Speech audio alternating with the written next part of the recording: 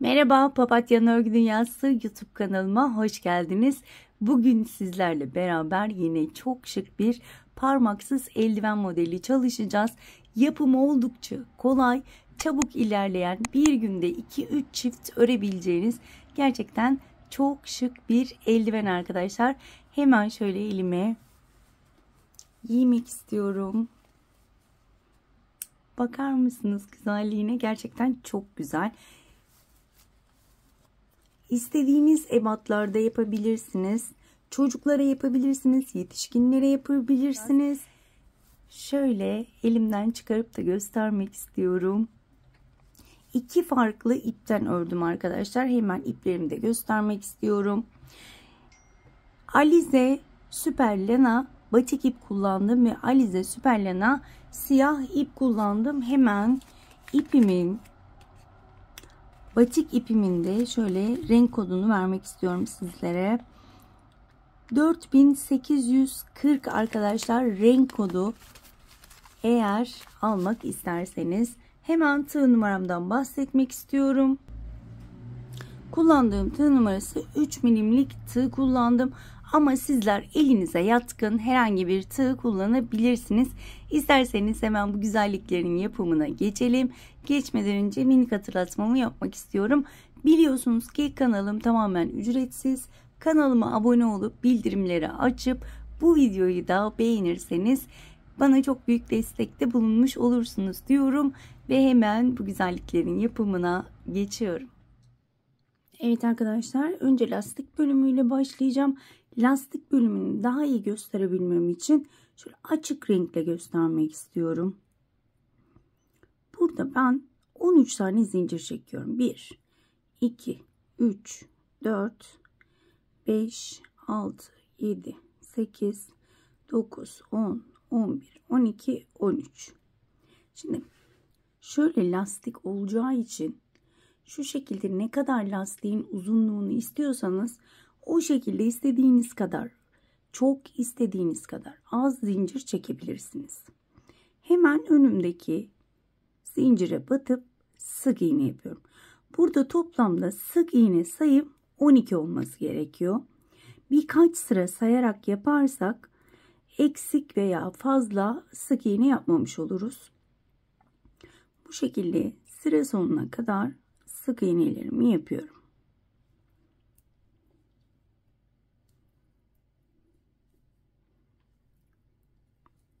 Evet.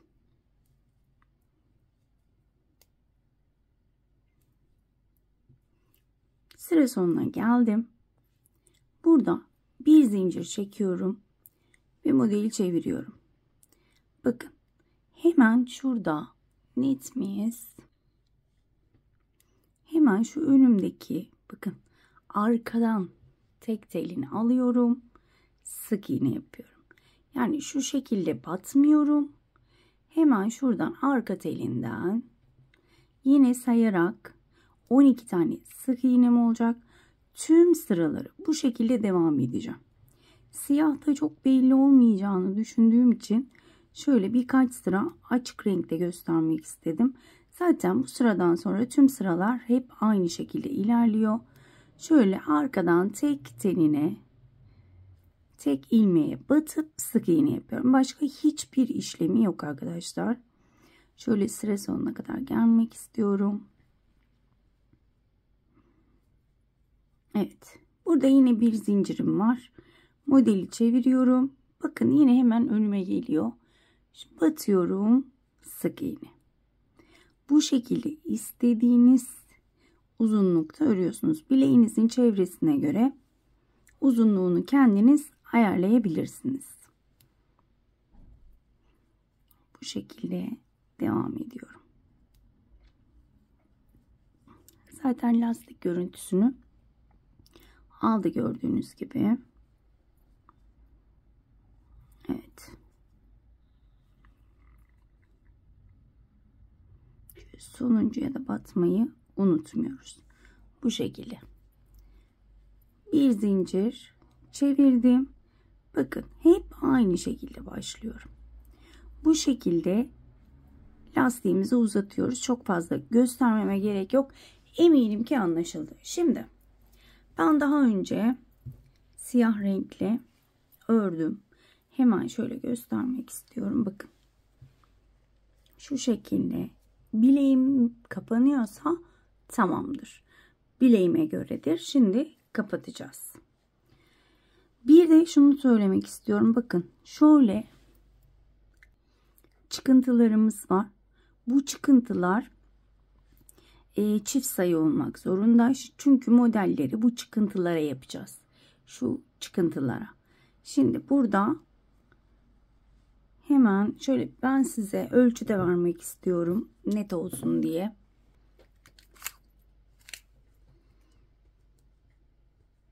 Şöyle 15,5 santim. Ben biraz geriyorum da şöyle çok bol olmaması için bakın. Şöyle tam benim koluma göre.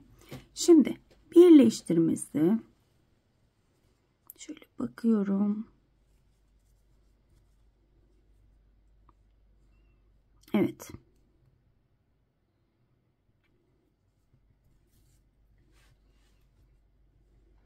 Hemen şurada ilk şöyle ilmeğe batıyorum. Şu şekilde. Şu ilmek altta kalacak. Öncelikle ilk ilmeğimi attım. Şöyle biraz sıkıştırdım. Daha sonra bir ilmek şuradan alıyorum. Bir ilmek karşıdan. Şöyle tek ilmek alıyorum. Karşıdan da tek ilmek alıyorum. Ve tüm ilmekleri kapatıyorum. Tekrar göstereceğim. Bakın buradan bir ilmek. Karşıdan bir ilmek alıyorum. Ve daha sonra tüm ilmekleri kapatıyorum. Bu şekilde kapatmış oluyoruz lastiğimizi. Bakın bir karşıdan ilmek, bir de buradan ilmek aldım, kapattım. Bu şekilde sıra sonuna kadar devam edeceğim. Bu lastikten sonra zaten işimiz iyice kolay. Çünkü göstereceğim model gerçekten çok kolay bir model. Görünce sizler de anlayacaksınız birazdan. Evet. Bu şekilde sıra sonuna kadar kapatıp hemen dönüyorum. Sıramın sonundayım. Son ilmeklerimi de kapattım. 1, 2 zincir çektim. İlmeğimi uzattım. Şöyle gördüğünüz gibi muntazam şekilde kapatmış olduk. Şimdi hemen batik ipime geçiyorum. Bu sırada ipime bir düğüm attım. İpleri kırmayacağız. Bakın şöyle hemen şunun yanından başlamak istiyorum. Şöyle bakın. Şu iç kısım var. Bir de dışa doğru çıkıntı kısmı var. Bu dışa çıkıntı kısmından şöyle hemen trabzan tepesine batıyorum. İpimi sık iğne ile sabitledim. 1, 2, 3 zincir çektim. Şu arkada yeşil ipimi de yürütüyorum. Siyahı bıraktım. Siyah burada. Yeşil ipimi tığın başını doladım. Aynı yere battım. İkili trabzan yaptım. Daha sonra tığın başını doluyorum. Bakın yine çıkıntıya geldim. Batıyorum. 2 tane aynı yere ikili trabzan. Diğer çıkıntılı yere geldim. 2 tane ikili trabzan. Bu şekilde tüm dışa çıkıntılı bölümlere ikişer tane aralara zincir çekmeden ikili trabzan yapıyorum. Sıra sonuna kadar bu şekilde devam edelim. Bakın. Evet, ben sıramın sonuna geldim. Ben de toplamda model 14 tane model. Model dediğim şu 2 tane trabzan. 14 tane var. Sizin de bileğinizin uzunluğuna kadar daha fazla, daha az olabilir. O hiç önemli değil. Hemen karşıdaki trabzana batıyorum. İlmeğin içinden geçirdim. 2 zincir çektim. İlmeği uzattım. Bunu bırakıyorum. Hemen siyaha geçiyorum. Siyahın ilmeği bakın burada. Şöyle tam şurada bırakmışız. Hemen burada ilmeği uzatıyorum. Bakın şöyle 2 tane yan yana yaptığımız trabzanların tam ortasına batırıyorum. Sık iğne ile kapatıyorum. 1, 2, 3 zincir çektim. Tığın başını doladım. Tekrar aynı yere batırıyorum. İkili trabzan yapıyorum. Bakın şu ara boşluklara değil, 2 trabzan yan yana yaptığımız 2 trabzanın tam ortası. Batıyorum. İkili trabzan. Aralarda hiç zincir yok. Aynı yere battım. İkili trabzan. Şöyle şu yeşili şu şekilde çekiyorum arkaya. Yine bakın hepsinin içine 2 tane ikili trabzan yapıyorum. Sıra sonuna kadar bu şekilde devam edeceğim. Artık bütün sıralarda bu şekilde arkadaşlar. Arkadan ilmeği uzatıyorum. Trabzanların arasına 2'şer tane trabzan yapıyorum. Bu şekilde. Aynı yere bir tane daha. Aralarda hiç zincir yok. Bu şekilde sıra sonuna kadar devam ediyorum. Evet. Sıramın sonuna geldim. Şöyle de göstermek istiyorum. Bakın modelim ortaya çıkıyor zaten. Hemen bunu karşıda ilk yaptığım zincirin şöyle trabzanda diyebilirim. İçinden geçiriyorum. 1, 2 zincir çektim. İlmeği uzattım. Şu siyahı şöyle bırakıyorum. Bakın hemen batik ipimin ilmeği burada. Hemen bakın burada 2 trabzan arasına batırıyorum. Sık iğne ile sabitliyorum. 1, 2, 3 zincir. Aynı trabzanın arasına bir tane daha ikili trabzan. Bakın şu şekilde.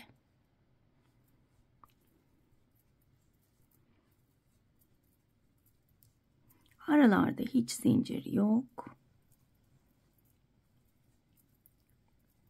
Sıra sonuna kadar yine bu şekilde devam ediyoruz.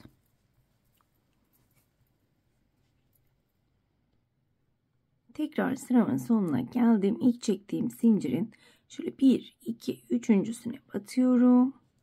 Kaydırmayla kapatıyorum. 1, 2 zincir ve hep aynı tekrar yapıyoruz. Bir siyah iple, bir batik iple hep aynı işlemleri yapıyoruz. Yine başlangıcını göstermek istiyorum. Bakın şöyle ilmeği uzatıyorum. Hemen önümdeki modelin içine battım. Sık iğne ile sabitledim. 3 zincir ve bu şekilde devam ediyorum. Her bir 2 trabzanın arasına batırıp 2 tane ikili trabzan. Bakın tam şu diğer ipe geldiğimde diğer ipi şöyle kenara çekiyorum ve devam ediyorum. Şimdi bu şekilde kaç sıra yapacağız? Parmak kesimine kadar. Hemen diğer eldivenimi alıyorum. Şöyle 1, 2, 3, 4, 5, 6, 7 sıra örmüşüm arkadaşlar. Ben bu şekilde şu anda 1, 2, 3, 4. sıraya geldik. Ben 7 sıra örüp hemen dönüyorum. Evet arkadaşlar 7. sıramın sonuna geldim. Kapattım. 1, 2, 3. Hemen şöyle elime giyip size göstermek istiyorum parmağı nereden kesmeniz gerektiğini. Bakın benim tam şurama kadar geldi. Bakın şöyle biraz daha çekelim. Şöyle geldiğinde hemen parmağı kesebilirsiniz. Zaten bundan sonra da 3 sıra örüp bırakacağım. Diğerinde de zaten şöyle 3 sıra örmüşüm. Sizler her zaman dediğim gibi benim elim biraz küçük olduğu için biraz küçük oluyor ve kısa oluyor. Ama eğer eliniz daha büyükse daha uzun yapıp parmaktan sonra da daha uzun örebilirsiniz. Evet. Şimdi hemen parmak kesme bölümüne geldiğimde yine aynı şekilde siyahla başlıyorum. Yine 2 trabzan arasına sık iğne ile sabitledim. 3 zincir ve şöyle parmağı ne tarafa kesmek istediğime göre örüyorum. istediğim yere geldiğimde hemen parmağı keseceğiz. Bu şekilde ben birkaç tane örüp dönüyorum. Evet arkadaşlar, şöyle ben biraz ördüm ve şurada kesmek istiyorum parmağımı. Şimdi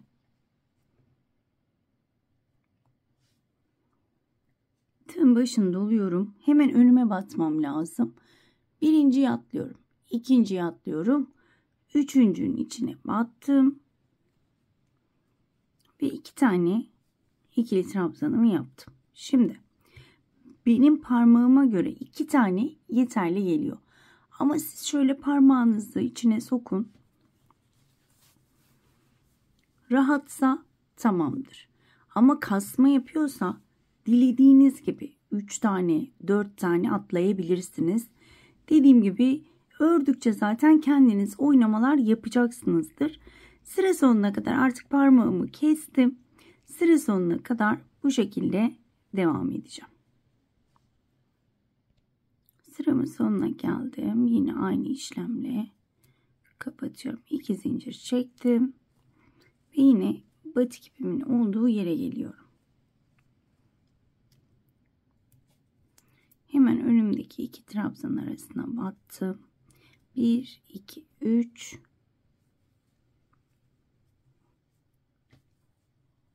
Videonun başında dediğim gibi inanılmaz kolay. 1 saatte bir tanesini, bir çifti 2 saatte örersiniz deyip düşünüyorum. Videoda zaten kısa olacak diye ümit ediyorum. Bu şekilde parmak kesim yerine kadar gelmek istiyorum.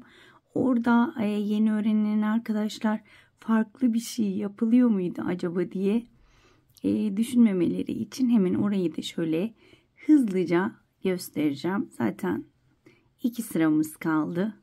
Bu sıradan sonra eldivenimiz bitti sayılır. Bakın parmak kesim yerine doğru geldim. Burada artı bir işlemim yok. Bakın şöyle hemen göstermek istiyorum. Parmak kesim yerim burası. Hemen önümdekine batıyorum.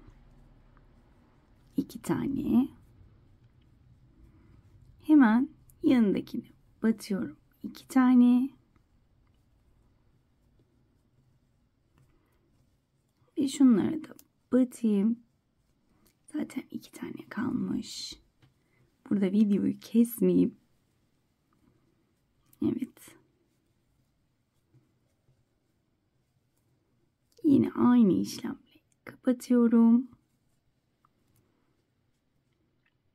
Burada artık benim batik ipimle işim bitti. Çünkü kullanmayacağım.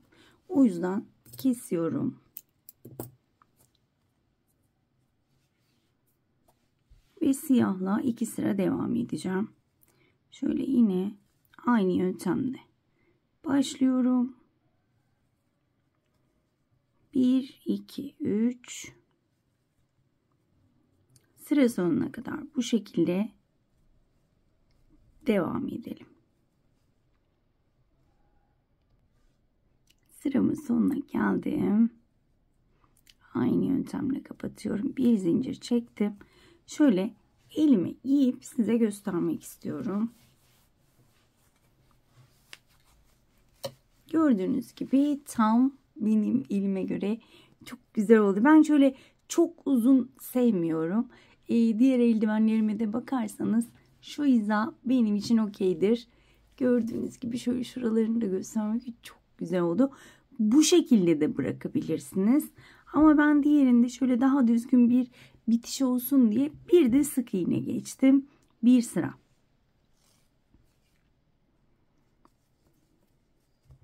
Evet, bir sık iğnemi, bir zincirimi yapmıştım.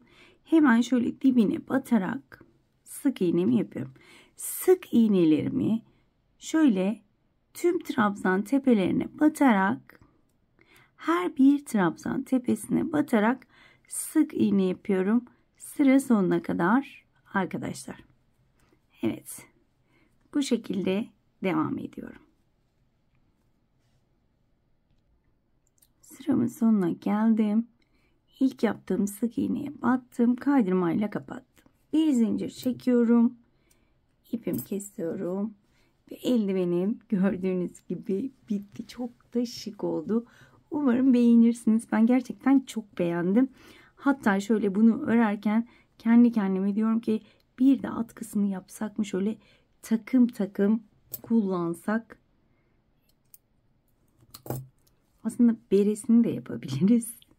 Bilmiyorum, şimdi hemen ben birazdan işe koyulabilirim bu videoyu bitirdikten sonra. Gerçekten model hem kolay hem de çok şık olunca ben o modelden her şey yapmak istiyorum.